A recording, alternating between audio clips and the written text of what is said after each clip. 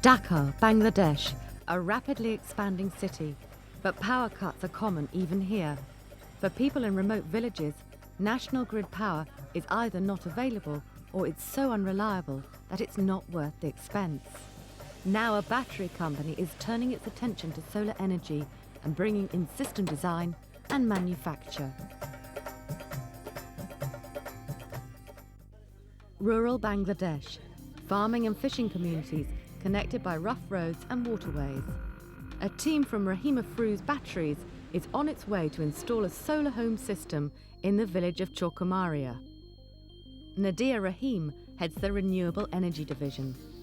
The system consists of a solar panel, energy-efficient lights, a lead-acid battery and a charge controller circuit that manages the current going into and out of the battery to ensure it doesn't get damaged. Right here, they're sort of setting the structure on the panel. What they're going to do is they have to climb up on the tin roof and make sure that the panel is welded there well. And then they're going to bring the wires down and set the charge controller and the battery sort of centrally in the house so that the distribution of the lights is well placed. In Chorkamaria, nightfall brings total darkness. The dull orange glow from kerosene lamps was the only reprieve. Well, the radius of the light is not that much. It may be 1 meter radius, and it's not really clear white light. So you can't really see that far with it, and even the light that even the light that you get very close to it is sort of dull yellow light.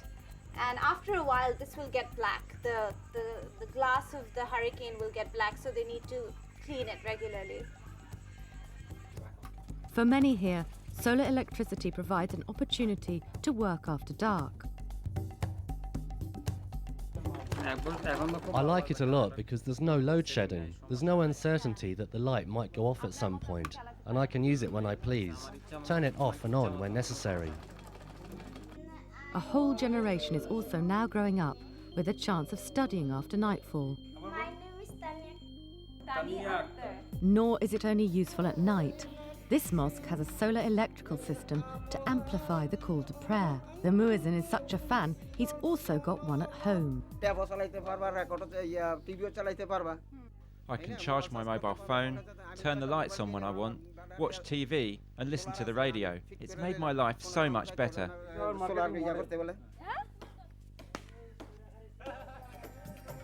Back in Dhaka, former street children are employed to manufacture the circuits.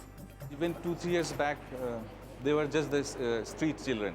They don't have work, they don't have nothing else to do. Now they are having good salary. Even every month they're saving also a lot of money. So that's the social change. I would say that's the social change which is happening not only in the rural areas, it's also happening in the middle of the town area. Initially, all of the high-tech equipment making up the systems had to be imported.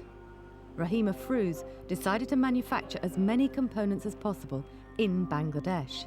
This means the engineers have been able to design circuitry especially for the way these systems are used and abused. So when a potentially damaging load is connected, the circuit shuts down to protect the battery. But rather than using a fuse which needs replacing, it's done electronically.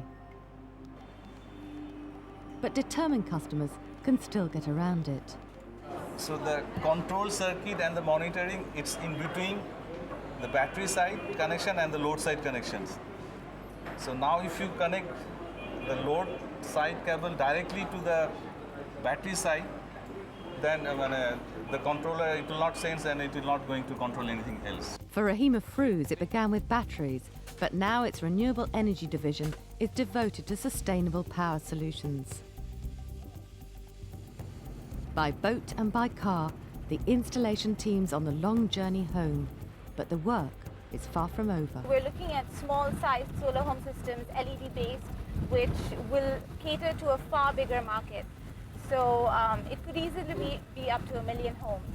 Once you convince a few people to take on solar home systems and they see it working well, then everyone else sort of follows.